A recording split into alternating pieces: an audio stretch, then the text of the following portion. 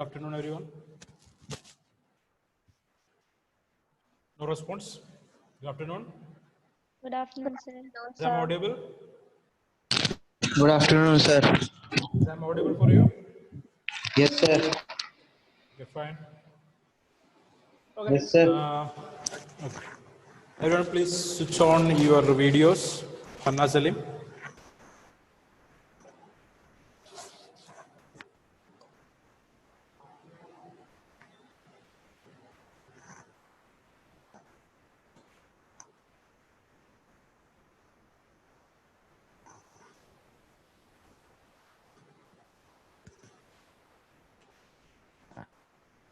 Okay. Can we start now?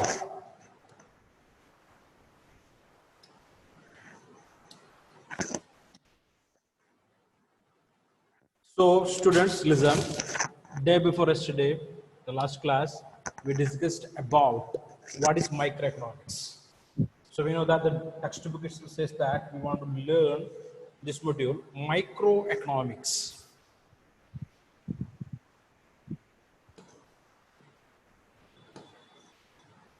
So we want to understand the division of economics. Basically, there are two divisions are there.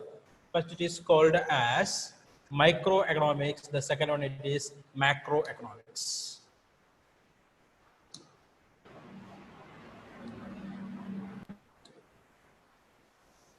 So study of economics is divided into two branches. One is microeconomics, the other is macroeconomics. As you know, microeconomics studies the behavior of individual economical unit or economic unit. Example, consumer equilibrium. Just keep this word in your mind, equilibrium, balance between. Producers equilibrium, product pricing, factor pricing, etc. Microeconomics is also called a price theory. Price theory. So we are going to discuss this particular portion here, microeconomics. So microeconomics studies the behavior of individual economic unit. So you know that each and every country have a vast economy, a big economy. So for example, we are taking our country, India. We know that Indian economy is called as a mixed economy. What is that? What economy we have here in India? Mixed economy. Anyone? Mixed economy, mixed economy. Why Indian economy is called as the mixed economy or as a mixed economy? What is the reason behind that? Anyone? Anyone? Just unmute your mic and tell me the answer. Why Indian economy is called a mixed economy? Anybody? It includes farming. Include? Farming. Farming.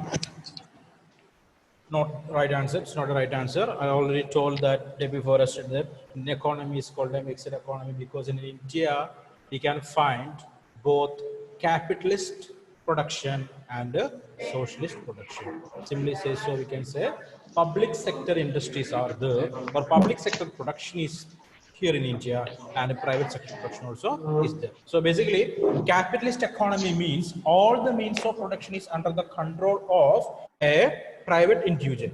Just take it from me. Capitalist economy means, what is that? All the means of production is under the control of private. Come on, give me some response. Private individuals or a group of private people. Clear or not? Okay, so capitalist economy means all the means of production is under the control of private individuals. You know that what are the factors of production or what are the means of production? Land, labor, capital, and organizer. Clear? And socialist economy means, or public production means, or public sector production means, what we can say that all the means of production is under the control of the government. Clear? Means land, labor, capital, and organization is controlled by the government. So this is the difference between capitalist economy and a socialist economy. So unlike other countries, India have a special economical feature. What is that? Our economy is called a mixed economy because In India, we can see both private sector production and public sector production. Both we can see private sector production and public sector production. Clear. So we already discussed the examples for public sector production and private sector production. What are they? What is a private sector production? All the means of production is controlled by a private individual, and he is producing something and selling in the market for what?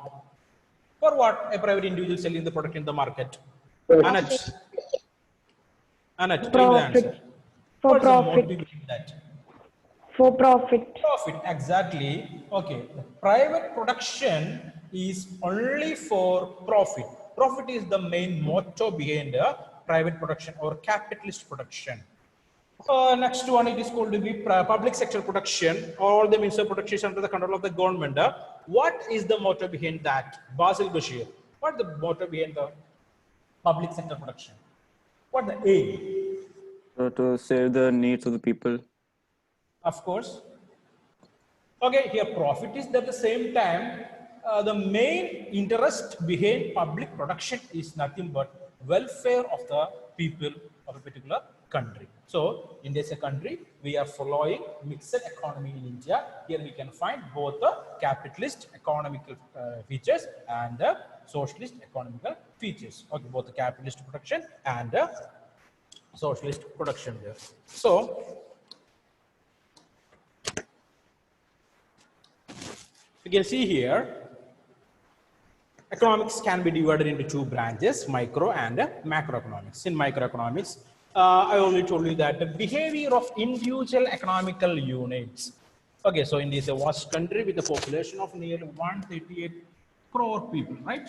So here it is very difficult to understand each and every individual's income, expenditure and everything. Very difficult it is.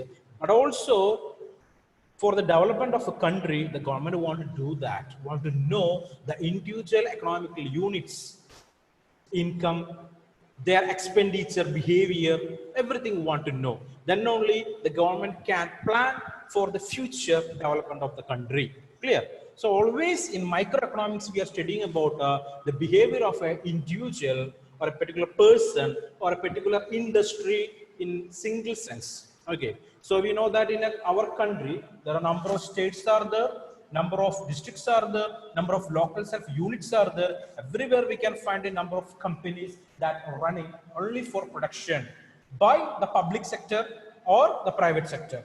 Okay. So the government is not going to find out what is the total value of the production of or production from the companies altogether in microeconomics. There the government is trying to find out the income and expenditure behavior of an individual or a production from a particular firm, a particular company or a plant. Okay, and always thinking about consumer equilibrium. What do you mean by the term consumer equilibrium in media? Equilibrium, a balance between, that's what equilibrium, right? So what do you mean by consumer equilibrium? Nothing but we know that demand, supply, and one more thing, it is called to be what? Cost. Demand, supply, cost. So always a consumer will think to purchase a product related with the cost of the product. Basically, sometimes they won't think about demand or supply or something like that. Basically, a consumer will think about what? Cost of the product related with the income of a particular person. Income. Okay. So, what do you mean by a purchasing? Purchasing. Anybody? Purchasing. What is purchasing? Buying something what we want. Buying something. How can we buy? How can we buy things? What makes us to buy things?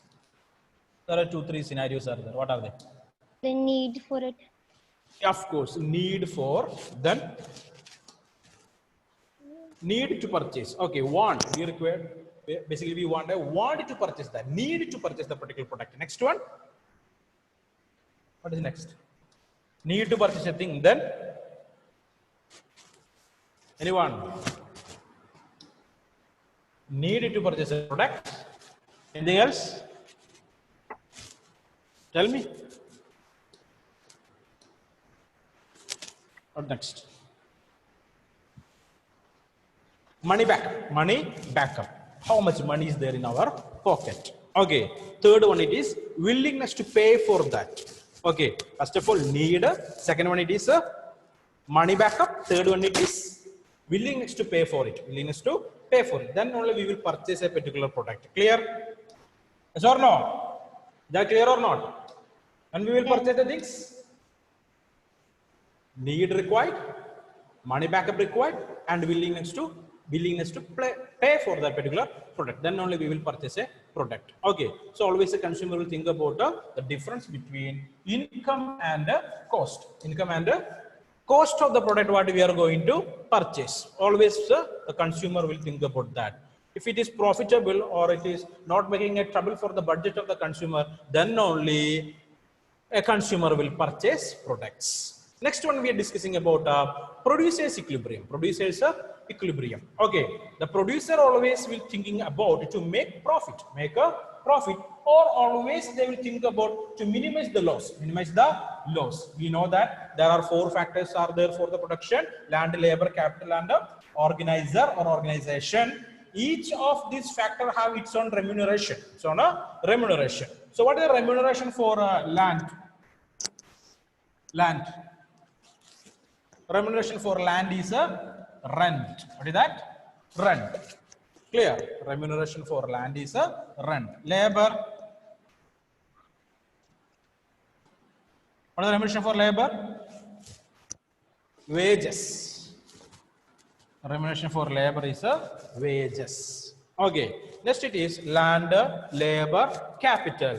What is the remuneration for capital? Capital. Interest.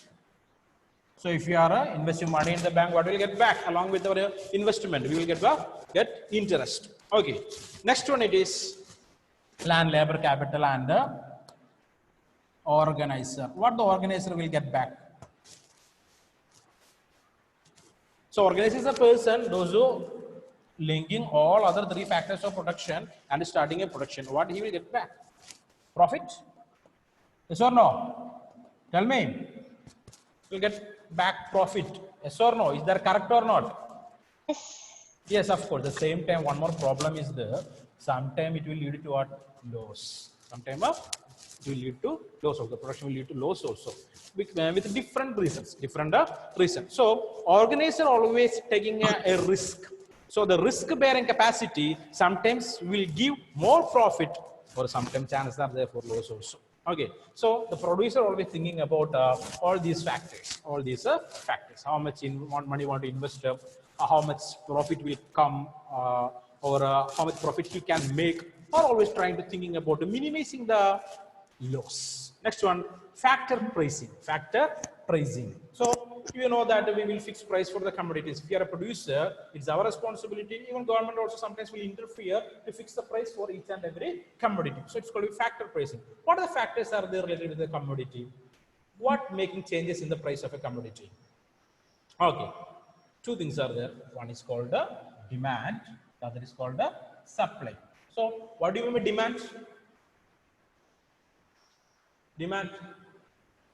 If we have some needs, we will purchase a particular product. Like that, number of people altogether will purchase any special products or any particular products in a period of time. That is called basically what? Demand. Then what is supply? The people, those who producing that, allocating that particular product in the market for the consumers, that is called the supply. For example, I can say that when the demand is increasing, what will happen to price? Simple sense, simple logic. If demand is increasing, what will happen to supply? Can anyone say the answer? Can anyone? Just think and say. Supply increases. Think and say. If demand increases, what will happen to price? The price will decrease or increase? Increases. Of course, in simple logic, we can say that a price will increase, right or not? Okay, so when the demand increases, automatically price also will increase. Clear? in a common scenario, it might happen or it will happen there. Okay, so to achieve more profit, what the producers will do? What the producers will do? They might hoard the product, right? Or will allocate the product in a little or limited quantities to keep the price always in a higher level. Clear or not? Okay, so demand increasing, basically what will happen? The price also will increase. The same time, demand increasing, at the same time, supply also will increase. What will happen? Supply and demand increase together. Demand is there, at the same time supply also there. Supply also is there. Maximum availability of product is there in the market. People is purchasing that the product regularly. Then what will happen? A steady in price. Price not going that much higher or not going that much lesser. The same time, one more other scenario we will discuss. What is that? Supply is increasing. Product is available in much quantities, but demand is same. Then anyone can anyone give the answer that what will happen here? Is price will increase or decrease? Price will increase or decrease? Tell me. What will happen? Anyone? Yes. What will happen? The product Price. availability is too high. What will happen? Think and say. Simply think and say. No idea? Basically, the price of the commodity will decrease. Price of the commodity will decrease. Okay. We're simply thinking, you can say that in the month of March, April 2020, the price of onion, that's too high. It was too high. Okay. Demand of the product is same, but supply is very, very limited or less. So 1 kilogram onion price that reaches rupees 200. But what happened now? The roadside we can find that 7 kilogram of onion only for 100 rupees like that. So what that indicate? Supply increases. Supply increase. Clear or not? Clear or not? Sir. Yes. Okay.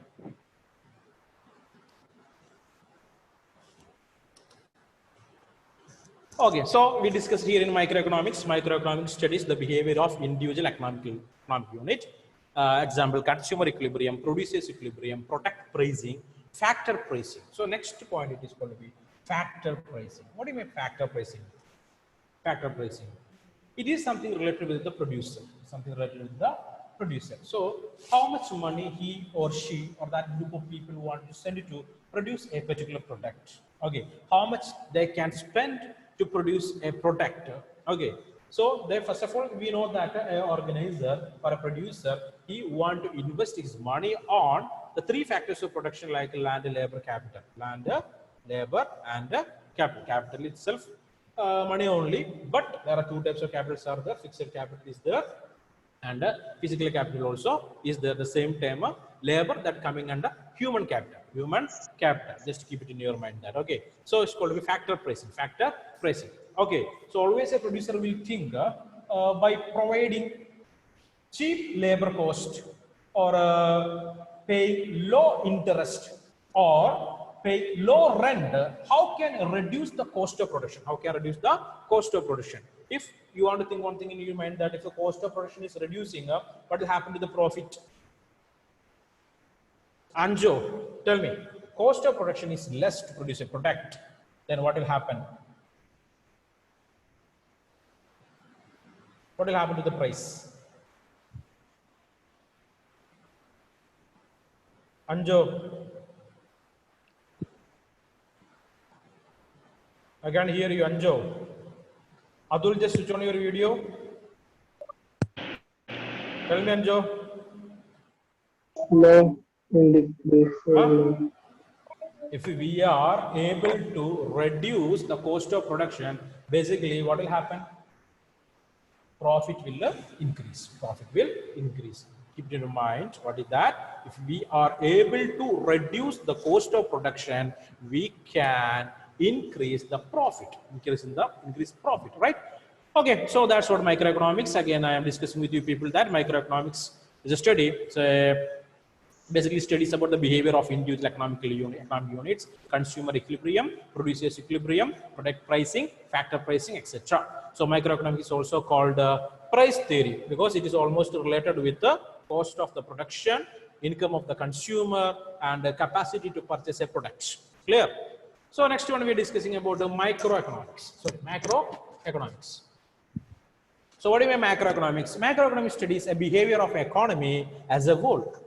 Example, national income aggregate demand, aggregate supply, total supply, general price level, inflation, etc. So microeconomics is also called the theory of income and employment. Okay, I will discuss that one by one here. So macroeconomics studies the behavior of economy as a whole. I already told you that these two words are there. One is micro, minute level, other is macro, and a vast platform, vast or a broad platform. That's the difference between two words, microeconomics and macroeconomics. In micro, we are studying about the behavior of an individual person or a particular farm or a particular plant or something like that, or a factory. In macroeconomics, we are studying about the economy as a whole. Economy as a whole. Economy means, we know that all the production in a country, all the services that are rendered in the country, the total value of services and the products that what distributed in a country in one financial year, it is called it is coming under that macroeconomical study. So national income aggregate demand. So the question came for you people. What do you mean national income? National income. Is anyone able to reply? Is anyone able to reply? Total What do you income. mean with the national income? Tell me. Total income of the people. India. Okay, the value of total goods and services that produced in a country in a financial year. That is called what? National income. National income. Take it from me. Keep it in your mind. What is that national income? The total value of all the goods and services that produced in a country in a financial year. Financial year, not a calendar year. Just keep it in your mind. It is financial year. Financial year in India. That's starting which month? An idea? An idea?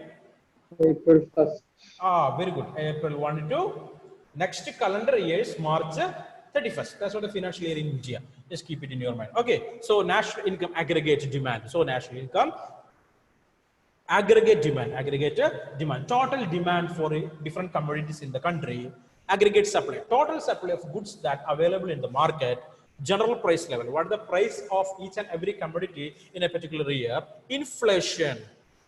Next word for you, inflation. What do you mean by the term inflation? Inflation. Okay, in case 1 week we spend rupees 500 to purchase groceries for our home. Okay, or all the needy things for our home, we spend rupees 500. But the next week that increased to 600, later 700, later 1000. But the commodity what you are purchasing to your home, or the grocery what you are purchasing to your home, that quantity and quality of that product is not changing. But what is changing here? Price is always increasing. Price is always increasing. So this situation is basically called as what? Inflation. We want to pay more money. So circulation of money in the market will increase like anything. Such kind of situation, an economical situation, is called inflation. So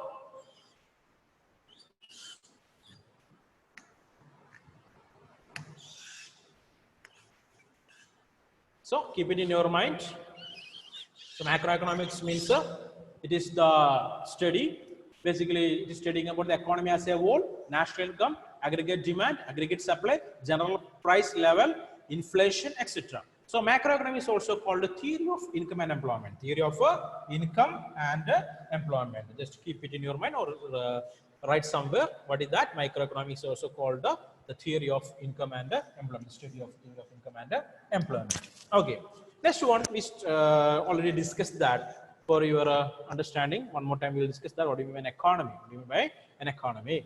Economy is a system in which people earn a living to satisfy their wants. Okay, earn a living basically is coming under what? Income. to satisfy their wants through process of production, consumption, investment, and exchange. What are the processes?